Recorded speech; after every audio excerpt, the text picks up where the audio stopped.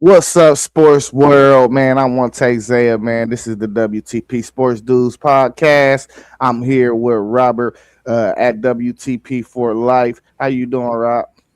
I'm good, bro. I'm glad to be here this morning on this Sunday, man. The time change has not affected me one bit. I'm still geeked. I'm still happy. I'm ready to do this. Let's go. I know you went to sleep a little earlier.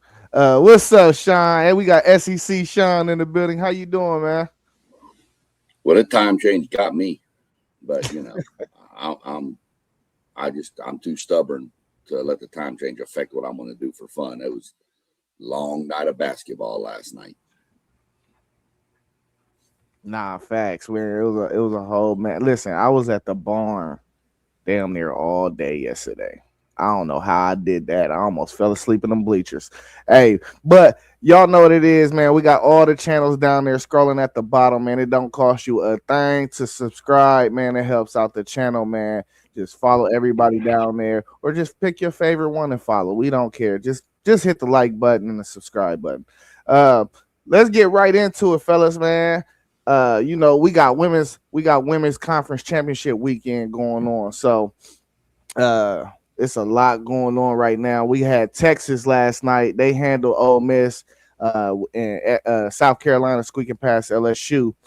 Now the conference game is for the SEC is set now. We're gonna have a matchup between Texas and South Carolina. Who y'all got, and do y'all got any thoughts? Did y'all catch any of them games last night? Y'all can put y'all 2 cents in about those games as well. I'm gonna I'm gonna take South Carolina. Um, Texas is really good. Uh, I don't know. I mean, South Carolina has been the dominant factor in the SEC for years now. It'll be a good game. It's going to be really close game, I believe. But um, I like South Carolina over Texas in this one.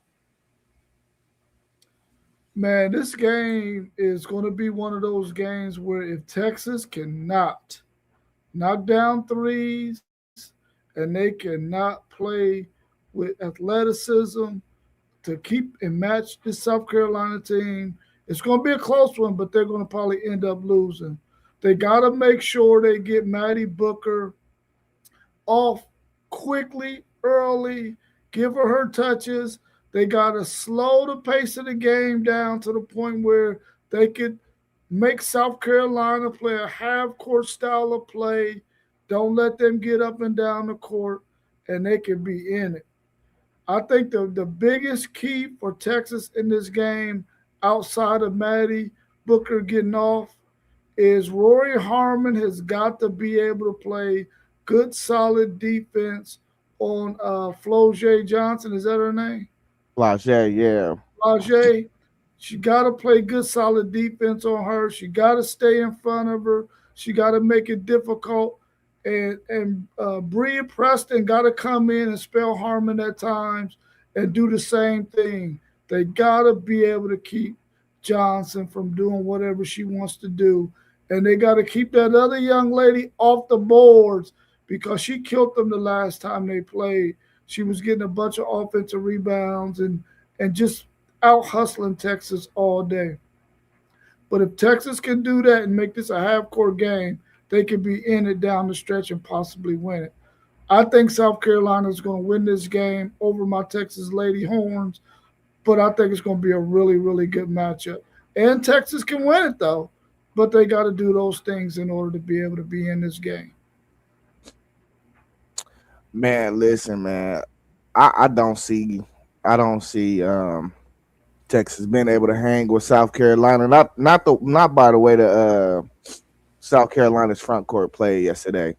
The girl Joyce, I think she damn near had a double double. The other girl, the big girl, she had a double double. I think she averaged a double double on the year. So, and just like with Raven Johnson, man, just been a squeaky clean point guard like that, man. They gonna be tough for anybody.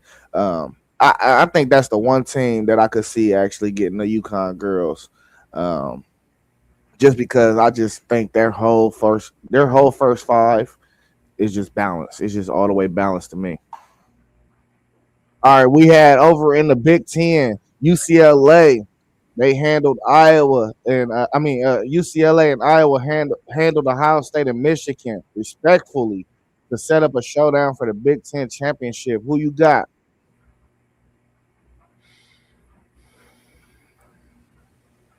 Well, I was going to let Robert jump on that one, but I'll jump in. I'm going to go UCLA.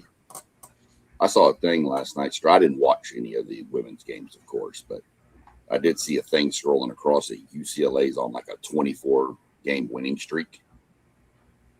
So, momentum's with them, but Iowa. Iowa's been good, always been. But Iowa's like just like their football team. They're just one of those teams. They're just right there. They're just so. But I'm gonna go UCLA. I think they get their 25th in a row. So that's where I'm going. Yeah, I'm taking UCLA as well. I don't think they've lost a game since they lost to Texas early in the season, early in the season, and they've been on a heater since. I don't think that Iowa's going to have enough. They got the big girl in the middle for UCLA that's been playing really good basketball, along with the other players around her. I don't think that this UCLA team will even make this game close against Iowa. They're going to thump them pretty easily. I'm taking UCLA in a blowout. Yeah, I got UCLA, man. They just their size. It's so difficult matching up with their size, man. They got both of the best sisters. They got solid guard play over there. I don't. I mean, Iowa. There's definitely a good program. Caitlin Clark put them on the map for sure, but I just don't see enough high end talent over there to get through the size and talent of UCLA. Um, Nevertheless, if my Ohio State girls, bruh, if we had a little more size, bruh, we would have beat them yesterday. We ain't got no size to match up with some of these big teams out here in college basketball and women's college basketball, man. But we lost my McMahon. I think she went to South. Where'd she go? No, not South Carolina. She went somewhere. Oh, is it? It might be. She might play. No, she don't play for South Carolina. She went to the SEC, I think, though, somewhere. Um, but we and we letting people out of the state too, man. Like Barry Wallace and girls like that, man. We got to stop letting some of these girls out though that can really ball. All right, we got the Duke Blue Devils beating Notre Dame yesterday with two late free throws to advance to the ACC championship, setting up a matchup against Louisville, who pulled away late against North Carolina. Who you got? Where post game and MG at, man? It's both y'all squads. Right. I'm taking Duke in this game. I think that Duke is going to be the team that represents this ACC conference in women's basketball and probably go the furthest in the tournament. This Louisville team is good as well. They got some talent, but I really feel like Duke is just playing much better basketball right now, 1 through 5, 1 through 8, than maybe what Louisville is playing right now. So I'm going with this Duke team who has a lot of experience and they've been playing some really, really good basketball, especially in conference play. Yeah, I'm going with Duke. Louisville's had a really good program for a while themselves, but the way Duke battled with Notre Dame, with I know post games girl Hidalgo over there. I like Duke in this game. Again, this is another one I see coming down to the wire, but I'm gonna go with Duke. Yeah, man. I'm on Louisville, man. I think they could pull this upset, man. They got monster guard play at Louisville, so um, I don't know that. Women's usually the higher seed usually wins. You don't really see that many upsets, man. But we got to get one, right? Is one too much to ask for? Let's just get one. And I think this is the closest one we got to it. So I'm going Louisville. I was not able to catch neither one of them games either though yesterday. Y'all know it was a very eventful sports day yesterday. Hey, let's move over to men's college hoops. Uh, Question that's not on here. I ain't got it in the chat, but AJ DeBansa and BYU was able to pull off a big win last night against Texas Tech. Do y'all think that win solidified them a bid to the March Madness tournament? I think it does. We've been waiting for that BYU team and AJ to get a good win. Did Texas Tech sort of maybe hand it to them? Probably so. No one I don't think expected the Texas Tech team, as crappy as they've been all season, to lose to BYU, who is minus a key player, but they lost yesterday. And I think that this BYU team, having a star player like AJ, will probably sway the committee to allow them to get in at 21-10. Yeah. Obviously, yeah, you said it right there. BYU's down a player, but Texas Tech's down probably their best player. Yeah. But nonetheless, I mentioned it yesterday when we was talking about different things of getting in, and I said if they beat Tech, they're probably in. So I think this pretty much locks BYU in. Having AJ, a top 2 draft pick, sure doesn't hurt to get into the tournament either. But I think with the win over Tech, they pretty much solidified themselves. Yeah, I think this is the win that gives them an excuse to put AJ into the tournament. So I'm actually happy they won this game last night because March Madness is not March Madness when you don't have your best players in it. So I'm super excited that AJ and BYU was able to get that dub because we've seen multiple times where one player gets on a heater so much that he can carry his team through March Madness, and I think AJ is that type of talent and I would love to see him hoop in the March Madness. It just wouldn't be right.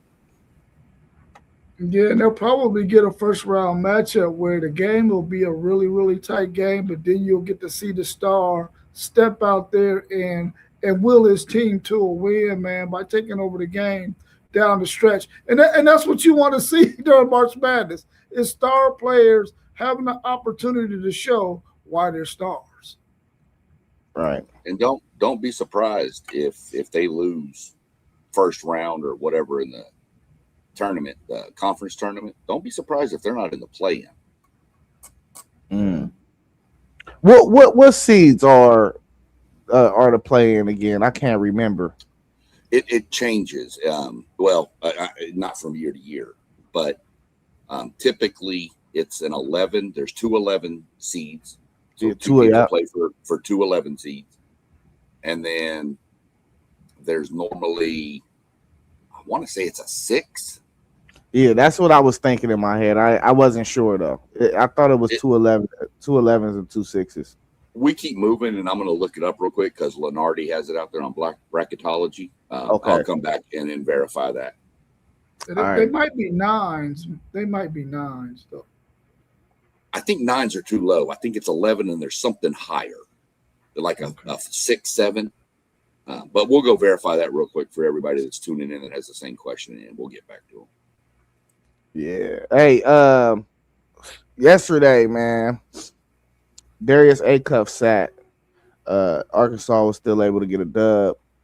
Are y'all impressed with Arkansas and them being able to win without their best player? He sat for rest, and they pulled out a win against Missouri, 88-84. Was that impressive, or does it really not matter? No, I think they got enough players on that Arkansas team to beat a team like Missouri. Um, Kudos to them for being able to have a game at the end of the season where they can rest a player like him, so that he could get some rest going into the SEC tournament, and then to get ready for the big tournament, the round of 64 or 68, however you want to look at it. But I think that Arkansas team has enough good players on it that they didn't necessarily need him to beat Missouri. Even though Missouri will give you a game, as you can see, it was close, 88-84. But I think that this Arkansas team can really be tough in this tournament if they can make sure that they play good, solid defense and they can knock down their shots from the perimeter. Yeah, I mean, to jump back on real quick, you're going to have it's actually there's one team, there's a game for an 11 seed and a game for a 16. Yeah. And right now, the poor team, the way it looks, the poor team that gets that 16 seed out of that first 4 playing game plays Florida in the first round. So that's not going to be pretty. Yeah, it might be Uh, Miami of Ohio. right now, just for curiosity's sake, the last 4, the teams to make the play-in tournament is Santa Clara, SMU, VCU, and Auburn, I believe. No, hold on, let me go back and look. That's a mistake. That's the last 4 he's got in. He had UMBC in Long Island, and I know it was Auburn and somebody. It was for the 11 seed was Auburn, and now I can't find it anymore. There it is, VCU and Auburn playing in the play-in. So those are the 4 he's got in the play-in game. Looking at his bracketology, there's some pretty interesting matchups that we can get into next week later on. But Lenardi been doing this forever. He the GOAT at that, bro. Dude, his first round matchup, just to throw it out there because they're my team, is he's got BYU and A&M in the first round. He got BYU as a 7. Oh. But that so them 7 seeds, I think 7, 8, and 9, they're like chess pieces. Yeah. It's kind of like, okay, they're in the tournament, but they like maybe 50 through 68 ranked teams in the tournament. So you got to slot them somewhere. Now I'm going to be crazy while I was looking that up. What was the previous question we were talking about? Oh, we was talking about Arkansas. Were you impressed with Darius Acuff sitting and them still being able to get a win, or does it really not matter? I mean, it was important, I think, for Arkansas to know they could do it because all the talk's been they go as Acuff goes. They've got so much talent on that. The athleticism, that's probably one of the most athletic teams in the whole country. They got guys everywhere. But to sit him, you want him prepped and healthy. It just gives him a few extra days because they've got the double bye in the SEC tournament locked in. They were already locked into that. So even if they would have lost to Missouri, it wouldn't have affected them as far as seeding for the SEC tournament. So we're pretty good with what it looked like. But it was pretty impressive to see. Missouri's a pretty scrappy little team too. That's a team you need to watch. Yeah, that's why I don't know. I kind of was impressed because I think that was a really good coaching move because going into conference championship week, I think you're giving other guys confidence. And once you get Acuff back, if you can get them guys to stay on the level of confidence that they just played with last night, and we know what Acuff can do, and we always know that Cal always has good guard play, but he got athletes too surrounding those guards. I think Arkansas really is a sleeper team in this March Madness bracket that can really make a run. All right, we got number 4 UConn. They fell to Marquette on the road. What's your thoughts? And does this loss guarantee that they won't be a number 1 seed? And while we're on this topic, we can also touch bases on Danley Hurley being ejected from the game for bumping the ref. Do you think that was justified or not? Or what was your thoughts on that as well? Well, I mentioned yesterday that you mentioned yesterday. Sorry, I don't want to steal your thunder, but you had mentioned that UConn had the worst loss. Well, they went out and topped that worst loss with an even worse loss. So I don't see any way. Did this lose them the number 1 seed? Only way I see it, them getting the 1 seed now, is Florida has to lose in their first game in the SEC tournament, and they have to win the Big East. And even then, I don't think it's enough. I think Florida has got everybody on notice, and I think everybody's watching what they're doing with that front line, and the guard play has come on huge in the second half of the season. him getting ejected, I mean, that's the rule. Was it right? I mean, make your own case for that. But the rule is you make contact with a ref, you're ejected. I didn't know that it was crazy enough to be an ejection. But again, the rule is the rule. I'll go back to a game a couple of years ago down in Texas A&M at College Station when Kentucky played A&M. And one of the Kentucky players got mad late in the game and spiked the ball, but caught it.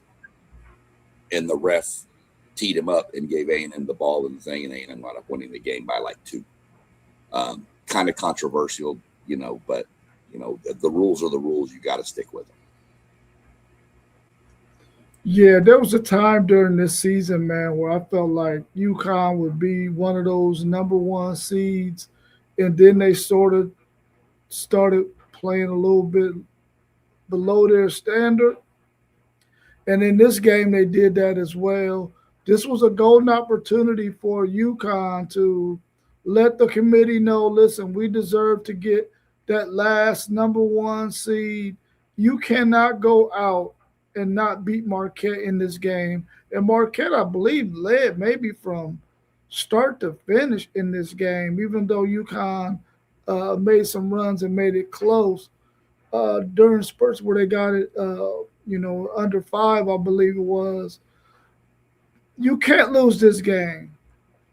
And I know the frustration that the coach was having with maybe some of the refereeing that was taking place. But in a game like this, on the road, I believe it was, you got to expect that, man. You got to expect that the other team is going to come out and play hard. They're going to try to do everything they can to defeat you. You're the best team in the conference. You got the bullseye on your back. The coach in that situation, even though there are times when you got to do something to get your team to know that you got their back, you can't be bumping referees. You don't even have to get that close to him to let him know how you feel about however they're refereeing that game. But I'm putting this on the players because you knew what was at stake. You know that. I know you had to hear the buzz that Florida might get that last number one seed. You just can't go out there and lay a goose egg like that and be flat. You got to go out there and seize the moment and take that game. And they didn't do that. Marquette pulled off that win. I believe that the coach should have gotten ejected from that game because, according to the rule, you can't bump the referee. And he's talking like he didn't bump the referee. But sometimes when you're in the heat of the moment, you don't know how far overboard you've gone. So he should have got ejected out of that game. But he got to make better decisions going forward. Yeah, nah, Rob. They ejected him from the game, but it was at the end of the game anyway when it happened. Yeah. So it was just like whatever. But like after seeing this, what do y'all think UConn's ceiling is? Like, do y'all think they can make it to a Final Four? I think so. I mean, I don't think I they can do. make it to the Final Four. I don't. Go ahead with your thoughts as to no, and I'll go with mine. Yeah, I feel like they've had some instances this season where they haven't played well, and we know in a tournament that can creep back in there again, man. And we've seen it happen many times where a team just isn't functioning on all cylinders. Now, we also seen a UConn team that probably shouldn't have won the national title get on a heater and win it. I think maybe twice here in the last maybe 5 or 6 years. But this team, I don't think it is built like that. I think they got some things in the back of their mind that let them know that we might not be able to compete at a high level. And then when you think about Duke, Arizona, Florida, and a couple of other teams that are in this tournament, man, that could possibly give UConn some issues. I don't think they make the Final Four. Make the Elite Eight, they can definitely do that. Definitely the Sweet 16, but I don't think they make the Final Four. I think they can. I think it's just going to have to be the right matchups all the way through for them to get there. they're going to have whatever bracket they're in as a 2 seed. They're probably going to have that 1 seed get upset along the way. And even then, whoever beats the 1 seed is going to be a really good team too. So, but I think they can. I don't expect it. I'm more on Rob's case. I see more of a Sweet 16, Elite 8 maybe, second weekend type team. But, it's March, and they call it madness for a reason. So Kentucky's proven that they can go on run. I'm sorry, Connecticut has proven they've gone on runs in this tournament. They just seem to find it. Hurley's flipped the switch a couple, 2 years in a row they won it, I believe, right? So we'll see. One thing back to the coach thing real quick, before we move on or whatever. Y'all notice coaches don't seem to know where they are? They don't care. It ain't that they don't know. The other night, I'm sitting here watching the A&M Kentucky game. Kentucky's guy comes in and shoots a 3, misses, but he stumbles back after he lands and steps on his coach's foot and rolls his ankle. I'm like, Coach, you got to be out of the way, man. Coaches are all over the floor, man. And I think that's what they rely on their assistants for, to make sure that they stay in that box. Because, once you get in the heat of that moment and you out there, you passionately coaching, you ain't thinking about where you at court. You ready to go anywhere.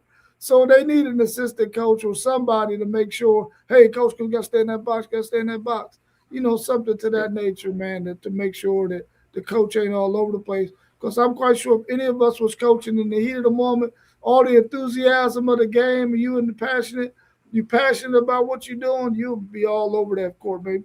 I know for sure I'll probably be at half court half the time, out there coaching. Go watch Buzz Williams. That dude's everywhere. But yeah, you need a get back coach like they have in football, for sure. Yeah, I don't see UConn making it to. I don't even think they can. Like, I just think one thing we're seeing is Dan Hurley is the best college basketball coach out there. I think that's what this is a product of, and they just do not got the horses for me this year to make it through. So, now, I low key think if a coach comes in contact with a ref, he deserves a 1-game suspension. I think he should be suspended. That's unacceptable, bro. You can't, these guys are out here officiating the game, and you trying to strike fear in them by bumping on them, hitting them, whatever you did, or whatever physical contact you did. I just think there's no room for that in the sport. So I think he deserves at least a 1-game suspension. Next question I got for y'all, man. While we wrapping up college basketball, who is your national player of the year in men's college basketball and why?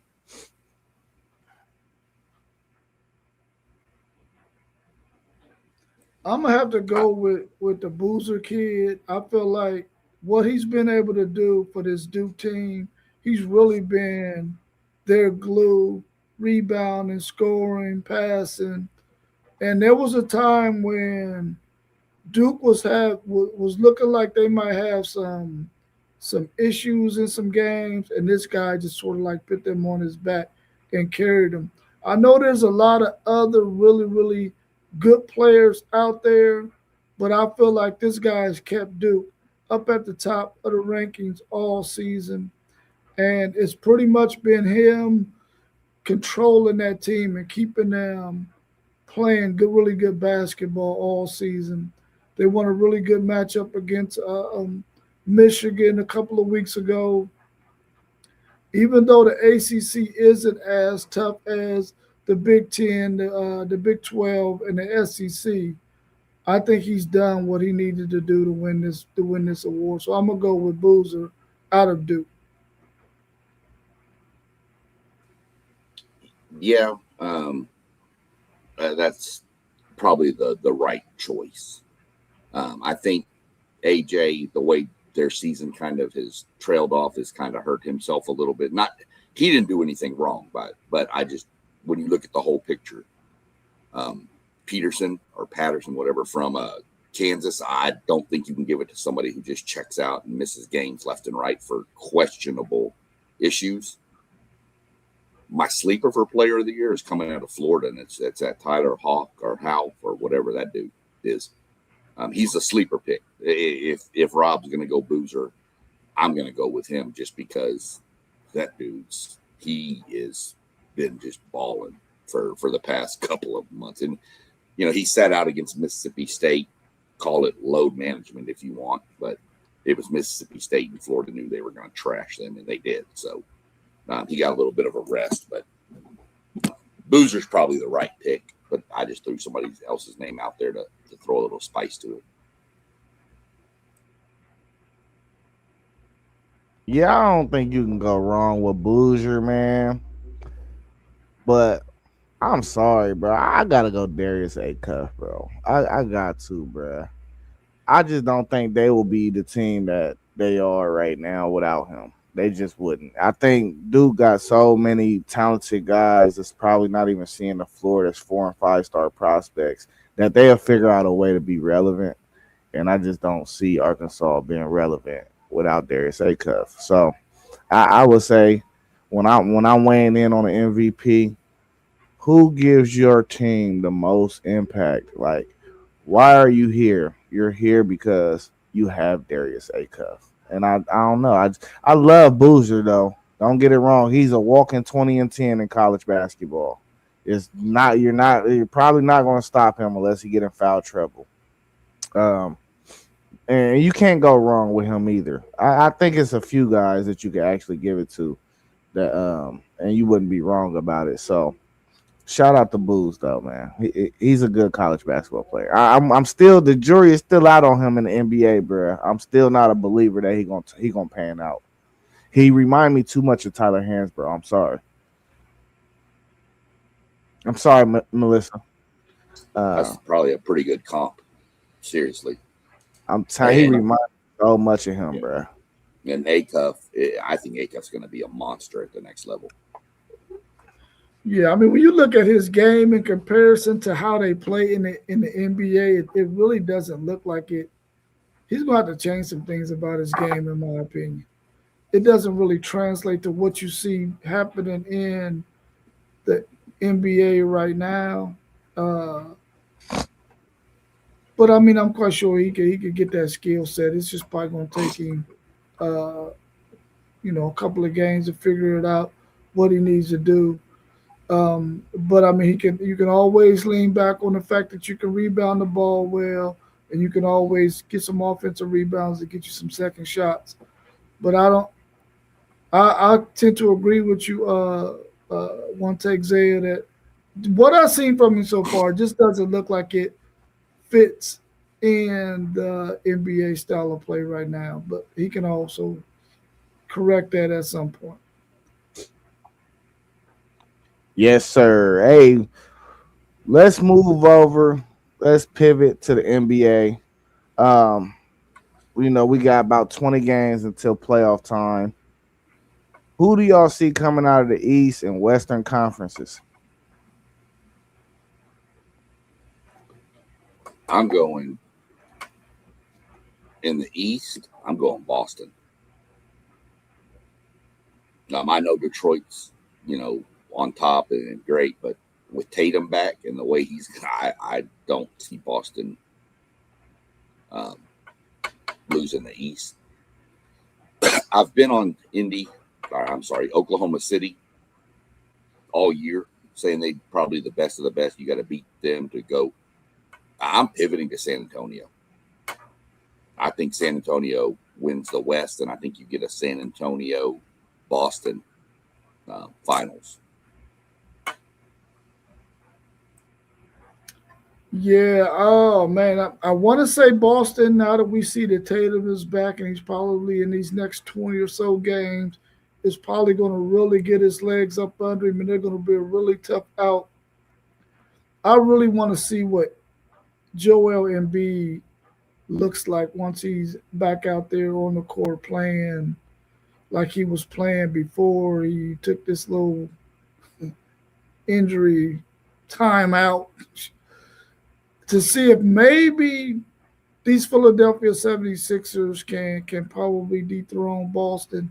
But if I had to pick a team, I'm going to go with Boston. But I think Detroit is going to have something to say about that too. I thought New York was going to be able to put it together, seeing that they made it last year, but they don't seem like they could get enough out of Big Cat to come out of the East. So I'm gonna go with Boston. With hopes that Philadelphia can get this thing together and possibly beat them. Uh, but out of the West, I really like that San Antonio pick. I think that OKC started off the season really, really well. I think they sort of leveled out a little bit. They've had some injuries. They've had some people who had to sit during stretches during the season. I like that San Antonio team. I think that the NBA would like for it to be San Antonio so that they can see Wembley in the final. But Denver might have something to say about that. I think that Denver team, if they could get it all together with Jokic and I think Murray and those guys, I think they could make some noise too and possibly get back to the finals. But if I had to pick somebody, I'm gonna go with the Spurs as well. Yeah, I can't see the Spurs making it out the West. I think they not experienced enough yet. I think it's gonna take a couple more years for it to cook up. You got to go through some playoff adversity first. I just see OKC, and I got a sleeper of Houston making it out.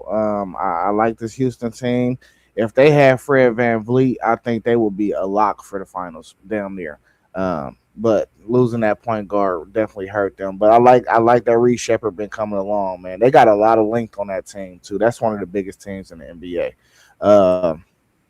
In the East, I think we all in agreement. Boston. I do think Detroit is not going to be an easy out, but we kind of got the blueprint on Detroit now. You put all your resources in to stopping Cade, you can win. So uh, and that's where I think that's as far as the bunch go in the East. Actually, right now, with the emergence of Jason Tatum coming back, I don't think New York, Cleveland, or the Sixers or anybody else got anything for neither one of them teams out east. I really don't. Um, but hey, we done seen crazier things happen. People keep on talking a lot of noise about this Cleveland team and James Harden and Donovan Mitchell. Man, James Harden will blow it like he always does. I want to tell y'all that. Okay. Facts. Uh, so I have no worries about Cleveland. Um, and that's where I'm at with it, man. Listen, this the thing though, and I want to say this respectfully to everybody that is in the NBA. The Spurs do got an alien on their team. You know, Wembanyama is unreal, bro. Hey, I said he was the best player in the NBA this year. I was moving a little too fast. He right there though, but next year, as long as he come back and keep on working on his game the way he has been and take care of his body and all that, woo, woo, woo, I'm telling you, next year it's not even gonna be close because now he's starting to find his spots on the floor, and that's just gonna be different, man. It international players that are superstars, it takes a year or two, maybe year three, before they really figure out the NBA game because it's so much different than the international game. Go back to Dirk. Dirk was good, and then Dirk started making a name for himself. Uh, I think the Spurs are really good. I mean, plus, if it does come to them in OKC, you got to remember they're 4-1 versus OKC this year. They've Well, dominated them. maybe 3-1. You don't play nobody 5 times. No, you do in the West. You play them 4. You play I just everybody. 4-1. And if you in the West, you play everybody 4 times. If you in the West and you play the East, you play everybody twice. So that's 4-1 right there. That what are you looking at? ESPN. Yeah, they got errors on there too. I'm trying to tell you. I know how the NBA schedule broke down. You hear me? Hey, matter of fact, you play everybody in the West 3 times and everybody in your division 4 times. That's how the breakdown is. That's fine. Yeah, ESPN is definitely known to make mistakes. That is for sure. But nevertheless, it is what it is. Yeah, yeah. Regular season is regular season basketball. The game slows down tremendously in the playoffs, and that's where I think the Spurs still gonna have to figure that out. Because they be having Wemby on the wing too much. Put that boy on the block. You gotta put him on the block, bro. He's 7'4", and he walked like a giraffe. And they haven't even made the playoffs with him there yet, right? That's his other thing is health with him. I mean, there's something to be said about playoff experience. Yeah. So, Nah, facts. Hey, who is y'all's NBA MVP?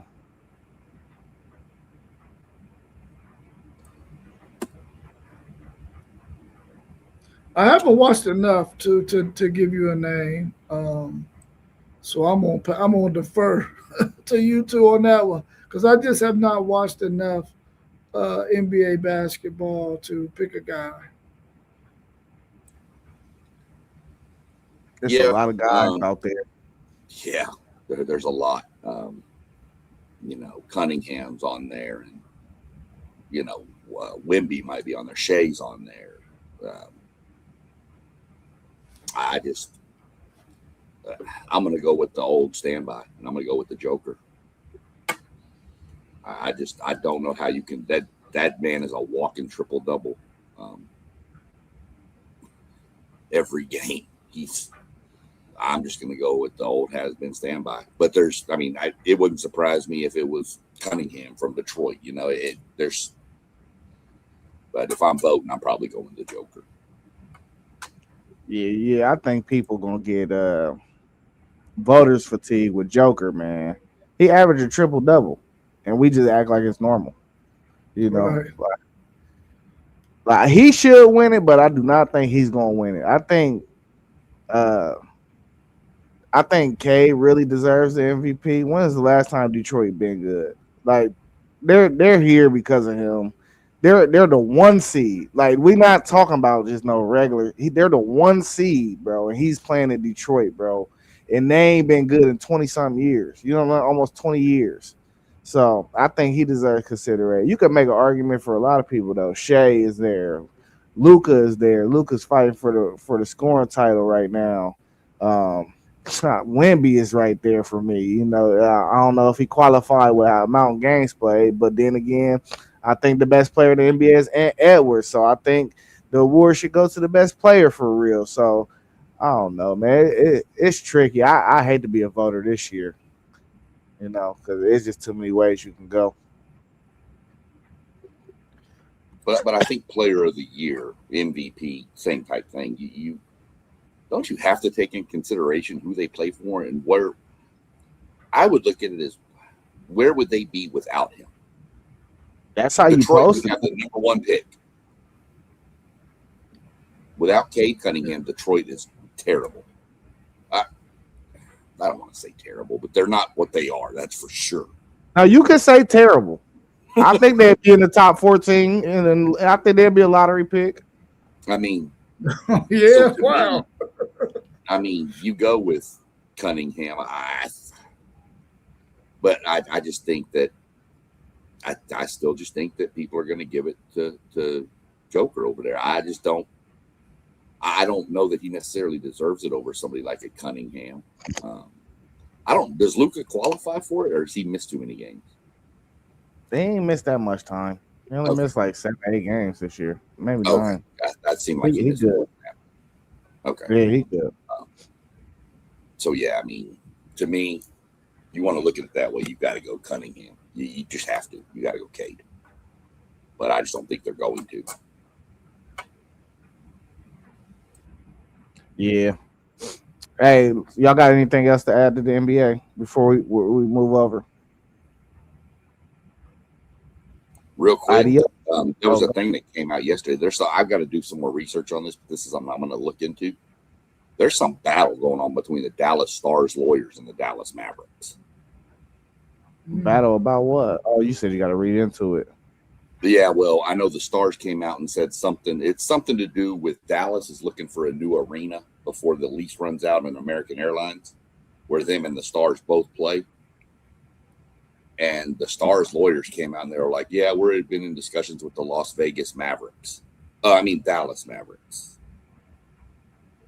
Yeah, I don't know what I ain't getting no news. I don't know what that's Well, about. it's on my Twitter feed because I follow both of them. But um, Everything been getting there's weird been ever since. speculation.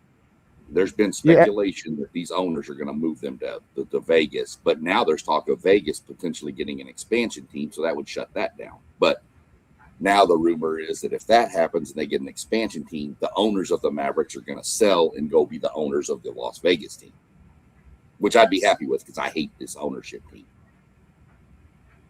I feel like everything been getting weird over there at the Mavericks organization ever since Mark Cuban sold his majority. Mhm. I feel like he Well, was one of the best owners in the NBA for real. players loved him. He gave them everything they wanted. Players loved to play for him, but he wanted to go do other things and sold the majority stake. And then he got Nico come in and started trading people off for a pile of dog food. You know, you trade probably the highest generational talent recently for a guy who's always disabled. I mean, uh, I don't know. I expected him to trade Cooper Flag before he got fired. I'm glad they fired him, but I really thought they were going to trade the number one pick. Man, they about to get AJ too. Watch, it's about to go crazy. Hey, let's switch over though to the NFL. Man, we done seen in this past week some two monster trades. We had Trent McDuffie to the Rams and Max Crosby to the Ravens. Which trade do you guys think was more impactful? Man, both of those things, man, are impactful, man. I'm looking at this thing like the Rams already knew. Listen, if we don't get a defense that can compete as well as Seattle's defense, we're in the same division with them. We're going to be in some serious trouble. Getting McDuffie was a really, really, really, really, really, really good move. I think that's going to help them out a lot. I don't know what the Kansas City Chiefs was thinking about by letting McDuffie get out of there, but the Rams are sure happy about that. That's huge, and we all know that the Ravens' pass rush was dormant last year. They didn't have anybody that could get after the quarterback. They get Max Crosby, and I think that's going to help them out tremendously. Both of those teams got what they needed, but if I was to have to pick one, I would say the Rams getting McDuffie was probably the biggest because of the fact that they're in a division with the Seattle Seahawks, who we know their defense is unbelievable, and they got to be able to match serve with a good defense as well in order to be able to dethrone Seattle going into next year. Yeah, both are you're right, super impactful. You went with McDuffie just just so we can get some love elsewhere. I'll go Max. I was going Trent McDuffie. I really thought it was the most impactful. I think somebody like that helps the back end of your defense. Whereas I mean Crosby, yes, the Ravens needed help on the front line, but I mean I feel like you could find some frontline players to rush the quarterback too elsewhere. So, uh, but Crosby is a freak talent, and in that division, you've got to deal with a Joe Burrow, who if you can get after Joe, you can really take Cincinnati out. I so I'm going to go Max Crosby just because who pass rush is so important to, especially just to get the quarterback off his marks. So I'll go Max. I'll say Max Crosby to me, just mainly because too you took my Trent McDuffie. I shouldn't have let you go first on that one, but that's all right. Man, listen, I ain't gonna lie to you. It's really tough to pick for real because I think Max Crosby added so much more star power than on top of star power that Baltimore already got. I feel like Baltimore just need to go into this draft and find a reliable receiver, and their team is complete. Um, and then look, the Rams, they still got their 13th pick, so it's like, what if they get Caleb Downs, bro? They, they go to the Super Bowl. They get Downs, bro. I don't care what nobody say. And the reports that surface, I think Downs want to fall to the Rams. That's what's crazy. I think his agent dropped them reports about his knee. I don't even think there's nothing wrong with his knee. But yeah, it's tough for me. I had to go. I had to go McDuffie just because I know that 13th pick is sitting there. And that's the only reason though, because Max Crosby is a problem. I don't know if y'all seen the video, but Joe Burrow was not happy. I He know was that's not right. happy. And he I worried wasn't for either. real. As a Bengals fan, I wasn't happy either. Him and Jamar Chase though, both was just like, bro, they let off a cut storm. You know what I'm saying? I mean, give me McDuffie over there in Baltimore, and I'll let Chase go against him. I'm fine with that. Go, but Crosby Yeah. just come on, man. Well, the Bengals better shore up that offensive line. Then I mean, the rest of the division is letting them know. Listen, we got somebody coming after your star quarterback, so you better get somebody on this line that can block them. Nah, Yeah, I facts. mean, you got Max Crosby and Miles Garrett in the same division. This is not going to And be why? good for Joe Burrow, huh? Oh yeah, well, yeah, T.J. Watt too. Uh, Cincinnati better do something. Cincinnati might just want to go to like 12 personnel the whole game. Just Yeah, we'll keep see, everybody in. man. It's gonna be fun to watch. I know that. Yeah. Well, I Hey, hope. I hope. yeah, well, y'all know we creeping up on that hour mark, man. I got one more for y'all for real. Is there any noise coming out of y'all's college football programs that y'all want to talk about? Anything y'all been hearing? Who's been looking good thus far? Y'all hearing noise about any workouts? Anything?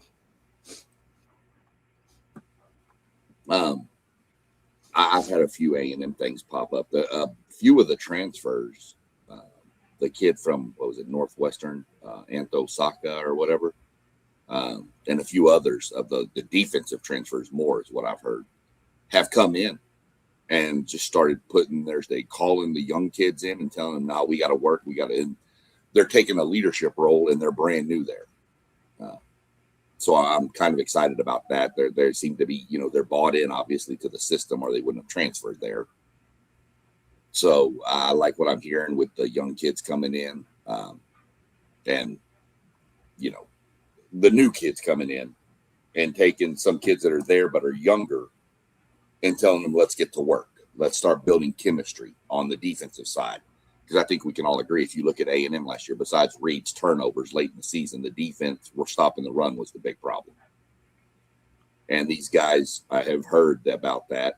The kid from Tulsa, the linebacker, and they're like, no, we're going to fix this. And I believe they start spring ball next week. I'll have to look up the start date for it. I mean, that's what I think it's next Monday, or this tomorrow, actually. I'll have to look up the start date. Yeah, coming out of Texas, man, the great thing about this year's team is the fact that we won't have to institute so many offensive linemen. Trevor Gooseby is going to be out for maybe all of the spring, which allows us to work another guy in there because we already know what we got out of Trevor Gooseby. To be able to get another guy that can work right there and get all those first team reps, to have a guy that if somebody goes down that can come in and fill in is going to be great. And the fact that Archman is going to be out some of spring as well really allows what's the backup quarterback's name? Dang, his name slipped my mind that quick. But anyway, the backup quarterback will be getting those first team reps, which can really help him get up to speed in case we had some games where we had some blowouts, and he can get out there and do his thing. I'm really excited about the fact that we have a really nice two-headed monster in the running back room. That where we're really good at is outside zone. Both of these guys are really good outside zone running backs. And the year before, when we had Jaden Blue catching the ball out the backfield was a premium for Steve Sarkisian in that offense. So we're going to have that reinstituted again.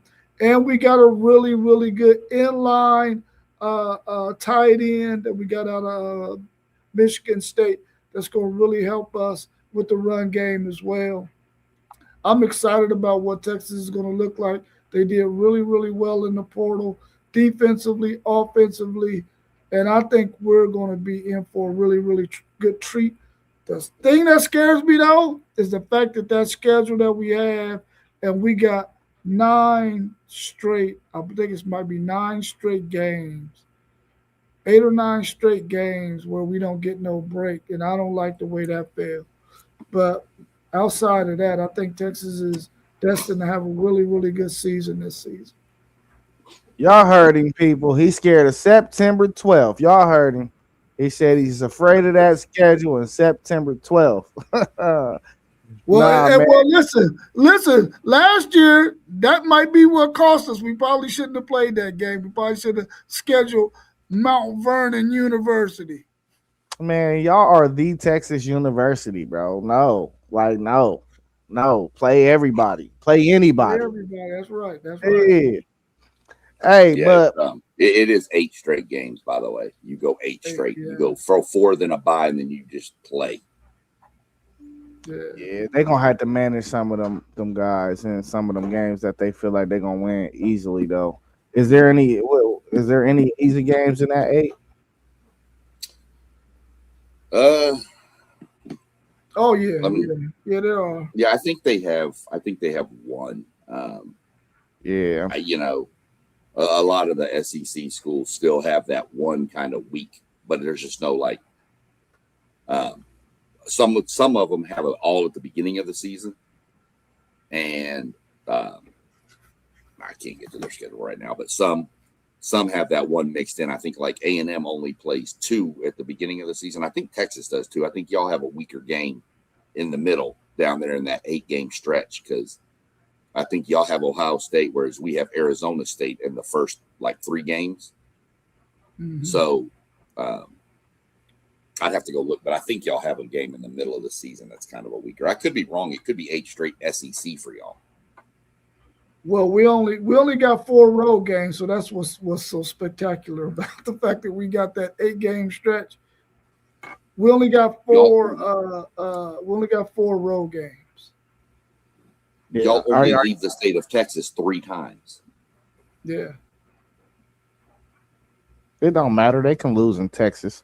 Are y'all good at rotating? What do you mean? Like in games, like do y'all rotate like offensive line, Oh receivers? yeah. Oh yeah. Well, for wide receiver, the only way you getting on that field is if you get in that circle of trust. And we think that we got 2 receivers who probably won't be starting that can get in that rotation. So I think that's going to happen for Texas. In terms of the offensive line, they got a lot of experienced guys coming from the portal that's really going to help Texas out. They're going to move Brandon Baker into right guard, and the tackle that they got uh, in the portal is going to play right tackle. And if this guy gets his eligibility, that's who they're going to plug in at left guard. So they got some players on their roster that's played a lot of football that are really going to gel in there. I'm just anxious to see what Will Muschamp is going to be able to do with all the gifts that he got on that defensive side of the ball. So you're probably going to see a totally different Texas style of play defensively. You won't see that bend don't break style of play where inside the 20s you give up a bunch of yards and then you just buckle down once teams get towards your red zone.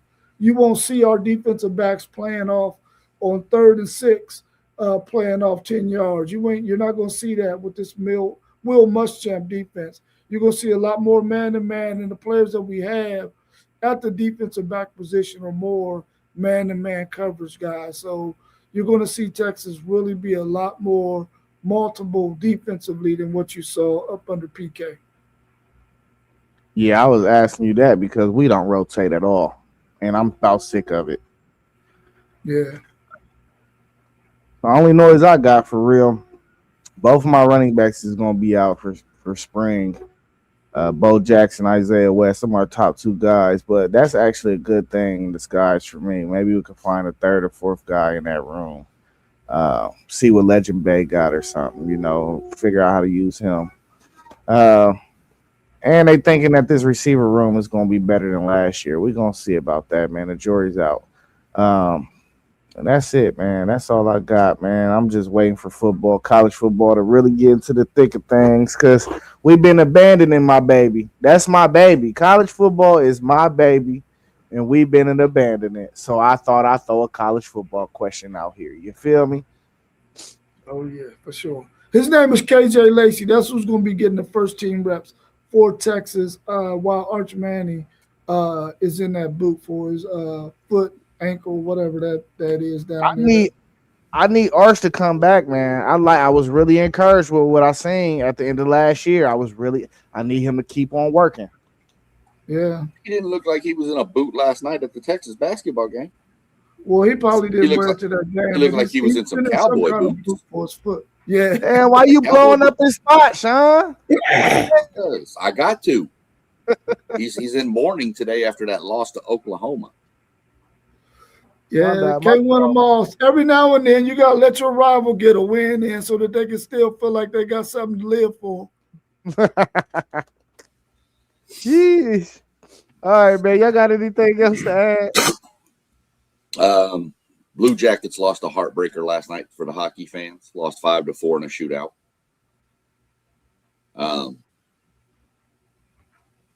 Really not much else. Ready for these college basketball tournaments to crank off. How weird is it to see Kentucky having to play in the first round of the SEC tournament and not get even one bye? Yeah. That's crazy to me. I don't know who y'all play in the first round, Robert, but I know we get a bye, and then we take on the winner of Oklahoma, South Carolina in the second round. But I don't know who y'all match up with right now. I want to say y'all match up with LSU or somebody like that. So, really, all I got going. Of course, got my NASCAR race today, but other than that, not much. Yeah, my Buckeyes, we got the AC in our tournament. Yeah, I haven't looked at the bracket. It's out, but I haven't looked to see. I know who we play, but I haven't looked to see who Texas has in the first round yet. It don't matter. We busted them up. Stop it. Yeah, okay. We'll see how that happens.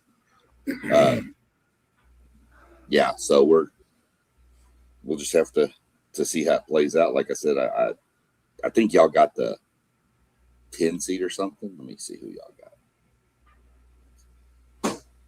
Oh, y'all play Ole Miss.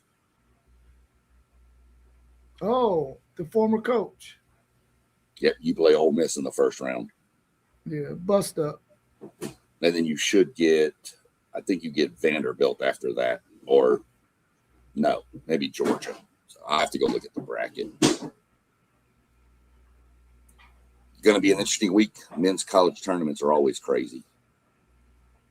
Moss said, "Good morning, homies. Preparing for the new job and work day." It sound like you had time to come up here, bruh. Yeah, I'm calling you out. Yeah, right. I'm calling you out for that. Sound like you had time to come up here because you ain't at work yet. Yeah, I'm the guy. Hey, y'all, I'm the guy. I hold everybody accountable.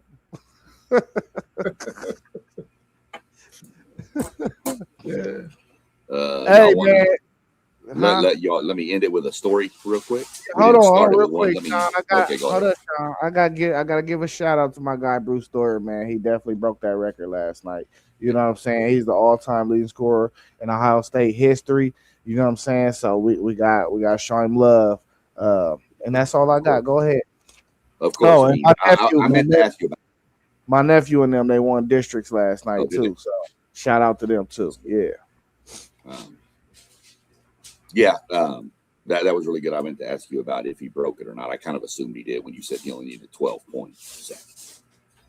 But we normally start off Sunday show with story time, but we're going to end it today. We're going to switch it up to make y'all watch through the whole show from now on. So I got a buddy of mine. Wasn't a real religious guy growing up, but he married a girl who was. And one day his daughter came up to him and he said, "Dad, where do people come from?" And he went through the whole, they went through the whole evolution thing, the apes and all this, and moved on. Oh, okay. So she went and she asked her mom, "Hey, Mom, where do people come from?" And she said, "Well, you see, back in the day, God had Adam and Eve and went through that." And she's like, "Well, Dad said we came from apes." And she said, "Oh, honey, he was telling you about his side of the family. I'm telling you about mine."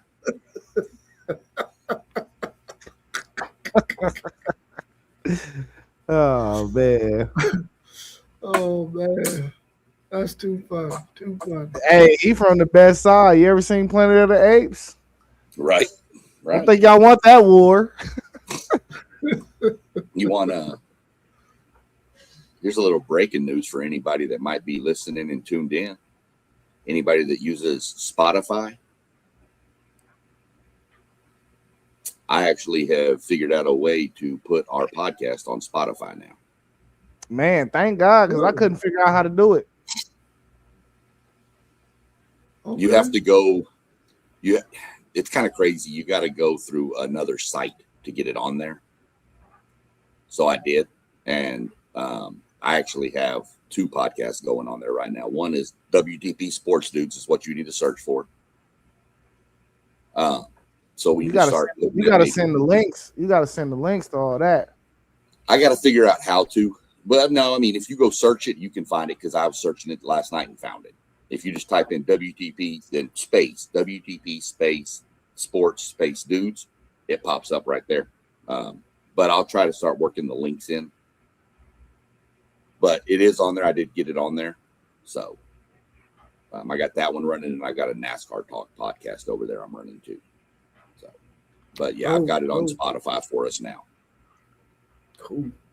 So we definitely want to be sure we're mentioning the channels, so that when if they listen to it on Spotify, they know where to come find us. Which we're on YouTube, all of us.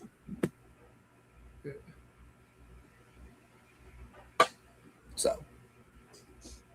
All right, man. Y'all ain't got nothing else? Nope. Right on the 110 mark. All right, man. Thank you for everybody. You said what?